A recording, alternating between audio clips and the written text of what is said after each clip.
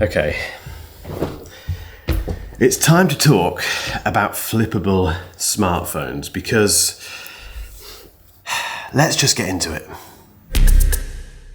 Sometimes in these videos I tell you that I'm tired and I get told off for that in the comments. Oh, stop saying you're tired, get on with the review, all that sort of stuff. This is just the reality of running a YouTube channel and having a 3-year-old son and a 11-week-old puppy now as well. And also there's so much stuff coming out at the moment, particularly smartphones, and keeping on top of it is quite tricky. So I hope I'm doing a job for you in that respect. I don't tend to do benchmarks, and these days I don't really follow the review guides by the letter, because I think you've probably seen a lot of that stuff already if you're thinking about buying the Samsung, and we do say Z in this country, so let me just get that out of the way straight away. Z Flip, and Samsung in the UK say that as well. Z Flip 7 or the Z Flip 7 FE. If you're thinking about buying one of these phones, then you've probably done quite a lot of research already. So what I thought I'd do in this review is just give you some thoughts in general about this, or these two phones. A quick history lesson. I can't remember which one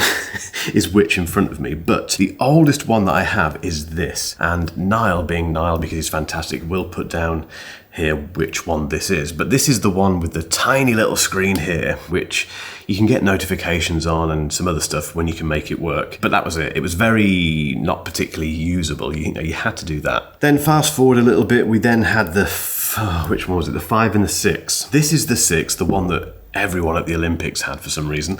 That's this one here, and then before that, the 5. And these had, as you can see, much bigger displays. It became more useful. We could do more stuff on this. We had big widgets. We could actually install a thing. There's an app, I can't think what it's called, but it's on GoodLock. GoodLock is like this Samsung thing that you can install and do lots of tweaky stuff with your Samsung phones. But within GoodLock, you could add this thing where you can pretty much any app you want on that front screen. So YouTube, TikTok, YouTube Studio from my perspective, all that sort of stuff. Hit and miss in terms of what does and what doesn't work, but a nice option to have. Now we have this, which is the Samsung Z Flip 7, and it has a huge front screen, much more reminiscent of something like Razr's flippy phone. Told you I was tired. The Razr has slightly thicker bezels than the Z Flip 7, but in principle they have that same massive display on the front. And for the first time ever, we have an FE version of the Z Flip. And if you weren't aware, FE is it's the lower cost option. So you get the S25 FE and a few others. Now you can spend a little bit less basically and get an FE version of the Z Flip 7. Although this video isn't sponsored, I do need coffee this morning because I'm so tired, and my coffee of choice and my coffee machine of choice is Gadget. They are Italian, they know exactly what they're doing with coffee, and in this studio we have a very expensive academia machine in the kitchen, which if you've got the budget for it, just get it. It's amazing. It's for a family, really. It's not for one guy in a studio, but if you love your coffee and you have the budget for it, go for that. At home, we have a much cheaper version, and they do lots of different versions actually, even less expensive than the one that we've got at home. They've got traditional kind of espresso machines and what have you. So we will put a link in the description if you want to go and check out Gadget's stuff. We do get a kickback if you go and buy something. It's an affiliate deal, but yeah, go and check it out. Anyway, let me have a quick slurp of this coffee and get into the specs. Right, when it comes to specs, I won't go through all of them, obviously, but I will just give you the most important ones that I think you need to know about. So the front display, that flex window, is now 4.1 inches. Hilariously, if you look at the original iPhone, that was 3.5 inches. We're talking diagonally here, by the way, but this is technically a bigger display than the original iPhone.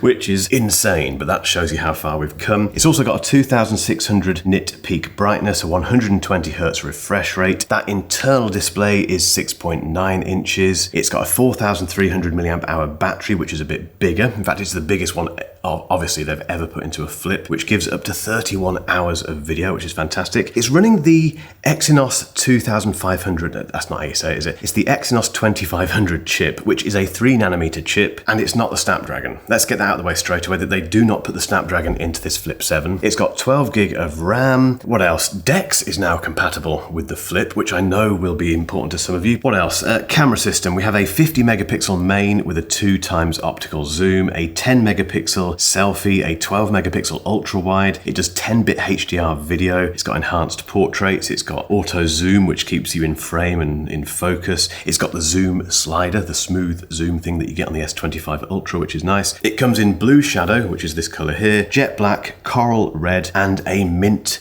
green online exclusive, which is lovely. It starts at £1,049 in the UK or $1,099 in the US. The Flip 7 FE, this one here, is, like I say, the first FE in the Z series, and it has a smaller flex window. It's got a smaller internal display, smaller battery. All of those things are only slightly smaller, really, apart from the front display, which is noticeably smaller. It's got, I think, the exact same camera system, and a bit like the Z Flip 7, it supports all the AI stuff. It's got the now bar, the now brief, which I forgot to mention you get on the Z Flip 7 now, and this has the Exynos 2400 and 8 gig of RAM. So it's it's just a reduced thing overall, which is what you would expect from the FE version. And in terms of the price of this one, it's $849 in the UK and $899 in the US. So you're still getting a lot for your money, but less money, which is nice. Okay, what I thought I'd do for this review is use the Z Flip 7 as my main phone for an entire weekend and just make some notes about that ownership experience, which I'll come on to in a second. However, before I do that, if you're thinking about going for a flip phone for the very first time, there's two things to bear in mind. The first thing is that no matter how usable this front display is, and it is, you can do a lot, you can do so much stuff with this, you still have to do this a lot. You know, if you want to go into WhatsApp, for instance, and reply to a message or do anything particularly meaningful, and don't get me wrong, this is a very satisfying thing to open and close.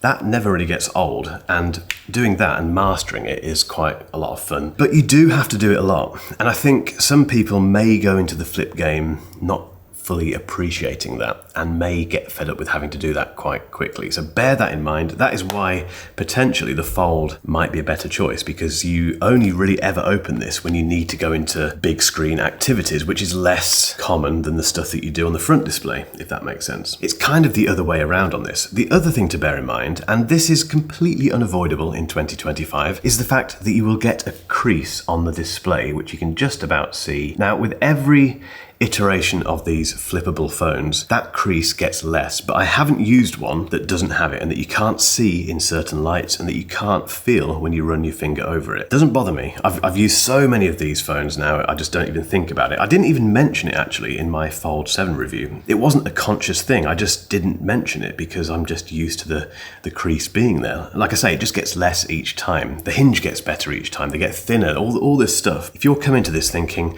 oh, I can't deal with that crease, then this isn't for you, 100%. However, I would say just get one in your hands and try it, because I think you'll find that it doesn't really matter.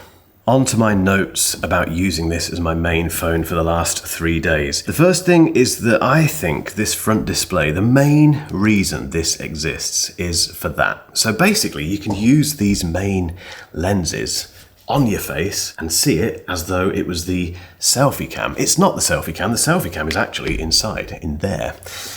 But because it's a flippable phone, we can double press that. I can wave and it will automatically take the photo for me. I can just press anywhere on the screen and it will take the photo. The one thing with that is that you do sometimes find that you put your hand in the way of the lens, but that's just one of those things. That is the main reason this display exists. And because it's so big now, we get a much better preview of the photo we're taking. If you're a family person, or if you're the sort of person who does lots of selfies, if you're a content creator, for instance, it's just a lovely way to take photos. And it's so convenient because that's in your pocket. You want to take a photo quickly, you whip it out. You don't have to do anything apart from double press the power button, wave, and you get your selfie taken. It's absolutely fantastic. The other thing, from a content creator's perspective, is that because you can do this, you can do some very nice stuff with short form video. So again, because we can use these main lenses here for the video, and we can use this as the preview of that video, and because it's so small, it fits into little gaps and things, and on pretty much any surface you place that there, you do your thing, you do whatever it is for TikTok and Instagram, and immediately you've got a brilliant video that you've been able to watch properly. If you're a content creator, I am one obviously, let's pretend this is a regular phone, you'll know what it's like having to do that and basically do it blind. You can't see yourself. You want to use the main camera, you want to use the quality of the main camera, but you can't see yourself because there's no display there. That fixes it completely. This completely fixes it. And the FE does the same thing. So if you want to spend less money, the FE is identical in that regard. The other stuff that I've got on my list here is incredibly random. This is a random list, guys. Let's just go through it. The haptics on the Z Fold 7, and I think it was the same on the 6 as well, to be fair, are incredibly good. Possibly among the best I've used. To be fair, Samsung is very good at this. Whenever you get one of their phones, you start typing on it, the haptic thing I think is turned on by default, and it's just so satisfying. It really feels like things are clicking. But I'd forgotten that was the case on the Z Flip as well, so that was lovely. Good Lock, let's go back to that very quickly. So Good Lock is the app that you can download and then but make available pretty much any app on that Flex display. So you can see here, I've got Instagram, I'll show you that one. So if I go into Instagram, that's what it looks like. I mean, it's not, it does the job. For a quick search, for a quick browse through Instagram, it's fine. TikTok is on there. I mean, this is the sort of stuff that I think people will probably use this for. Here we can see Liam Howlett from The Prodigy talking. What a video that is, by the way. Him in his bedroom from about 1995. It's not as good as opening it up like that, which goes back to my original point, but it does the job. The reason it's not on there by default is because most of those apps aren't optimized for the Flex window. The calculator is a perfect example of an app that is made for the Flex window. Sticking with the Flex window, I love the fact that we now have Gemini on there. If I press and hold I'm talking to Gemini, don't talk to Gemini. Basically, you press and hold the power button, Gemini pops up, and I can say, Gemini, how much coffee should I drink today? Most healthy adults can safely consume up to 400 milligrams, mg, of caffeine daily, which is roughly 4 cups of brewed coffee. However, individual tolerance varies, and pregnant women should limit... So yeah, Gemini on the front display is brilliant. Again, it's one of those things that just makes sense and is a benefit over a bigger phone because it's smaller in your pocket. If you use Gemini a lot, and I'm using it more and more actually because it's so much better than Siri, it's lovely to have it on that. The battery is absolutely fantastic. You will get 2 days out of this no problem at all, unless you're a very, very heavy user. I've been using this to take photos and as my main phone, it's been really put to task over the weekend, and I got 2 days out of it, which is absolutely amazing. And in terms of performance, yes, it has an Exynos, but I think we're at a point now where that doesn't matter for a phone like this. If they'd put the Exynos into the S25 Ultra, they did that with the S23, I think it was Ultra in the UK and certain other regions. That wasn't great. It wasn't a fantastic performance. It wasn't a fantastic experience at all. That doesn't seem to be the case anymore because this phone doesn't need anything more than what it has in here. It's got 12 gig of RAM, which obviously is enough for AI and all that sort of stuff. The FE has the Exynos 2400 and 8 gig of RAM, so it's got less power as well, but it doesn't matter. It still feels snappy, and for the people who buy this, what do people do on their phones that that really tax them? I don't know, but you won't be doing that on either of these phones. And this brings me to the camera system.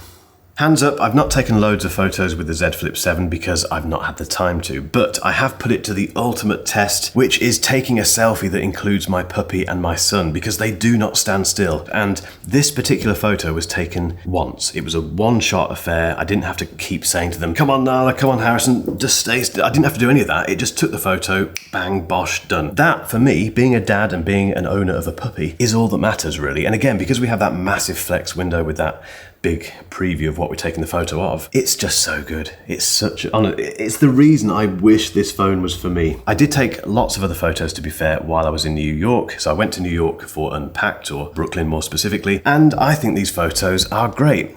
As I always say, smartphone photography is a very, very subjective topic, so please do get involved in the comments. Let me know what you think about these photos. For me, they do a very good job. Yes, I would love to have more optical zoom. We get 2x, it would be nice to have 5x, but we're not going to get that at this price point for a flippable phone. It does the job, and again, for the people that buy this, it's going to be enough. And we do get an ultra wide. The ultra wide is, for me, often more important than the extra optical focal length. So the camera system is absolutely fantastic.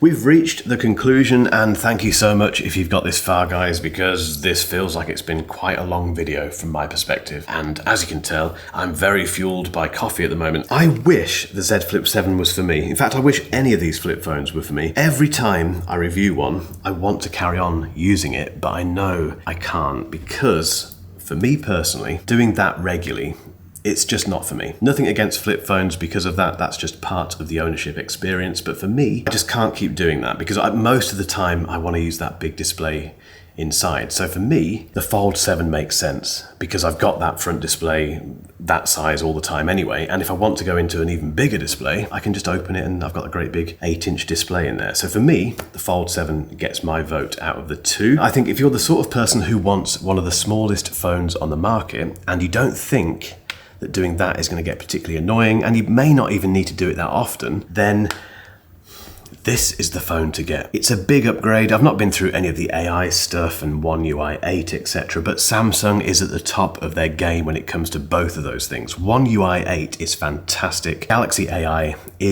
it's the best on the market alongside Google, and we get the best of both worlds because we get Gemini and Galaxy AI on this. It's just, if AI matters to you, just get this. I love this thing. It's fantastic. I just wish it was for me. However, it's over to you now, guys. I want to know what you think about the Z Flip 7. Get involved in the comments. If you want to see what I thought about the Z Fold 7, hang around for a link to that video, and remember to hit subscribe if you don't want to miss my follow-up review to this in about a month's time, because I'm getting very close to switching to this full time. More coffee.